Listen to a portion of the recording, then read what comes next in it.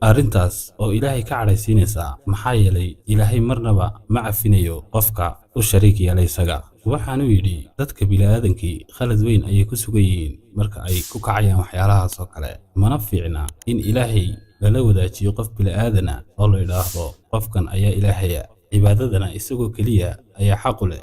haddii aad eegto diinta masiixiga marnaba kuma arkaysid markay meelaha isugu yimaadaan iyagoo tawxiid ku dhawaaqaya, halkaa beddelkeeda waxay caabudayaan asnaamta iyo bini'aadan. nebi ciise wuxuu ahaa bini'aadan, xaqna uma leh in ilaahan loo caabudo. kitaabka qur-aanka kariimkaana caabudidda asnaamta wuxuu ilaahay kaga hadlay meelo fara badan, taasi oo ugu sheegay dadka inay tahay shirki. waxau yidhi Garaysar, run ahaantii arrintani si toosa ugumay soo aroorin kitaabka masiixiga, laakiinse waa waxay dad iska soo alifteen, taasi oo badhbabadhka kale ka soo dhexlayay. arrintaasina waa arrin khaldan oo sideedaba aan sax ahayn.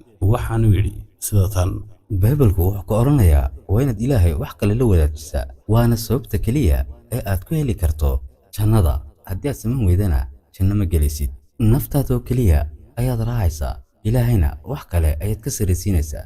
run ahaantii aniga wax kastaaba way kala caddaadeen, maxaa yeelay caabudidda insaanka waxay meel kaga dhacaysaa caabudidda alleh. diinta masiixigu wax tawxiida maba lahaba, waxayna aaminsan yihiin in sanamada la caabudo, sidoo kalena nebi ciise laga dhigto ilaah, inankii ilaah. caabudidda ciisena marka aniga dhankayga la eego waxay tahayna gaalnimo, waa wax ay dad iska soo alifteen. ciisena marnaba muu oran anigay caabuda, kumana jirto baybalka lagama dhex helayo. haddaad ilaahay wax la wadaajiso waxay ka dhigan tahay adigoo naftaada caabudaya.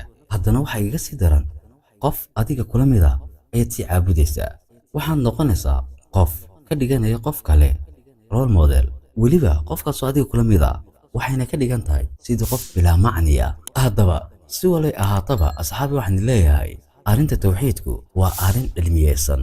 tawxiidkuna waa shayga keliya ee caqligalka ah. kitaabkan baybalkaana mir tawxiida ma leh, waad akhrin karaysaanba ila eega idinkuba. marka waxaan idiin sheegayaa uun ilaahay inaan cidna lala wadaajin karin, mamnuucna ay tahay in cid lala wadaajiyo. aana caabudina asnaamta, marnaba ha samaynina sida iyaguba ay samaynayaan oo kale. ilaahayna ciddii uu doono ayuu soo hadaynayaa. haddaba waxaan idinkaga tegayaa asxaabay, tan iyo kulanti dambe intayn isugu iman doonno muuqaalkan la mid a. sidaas iyo nabadgelyo.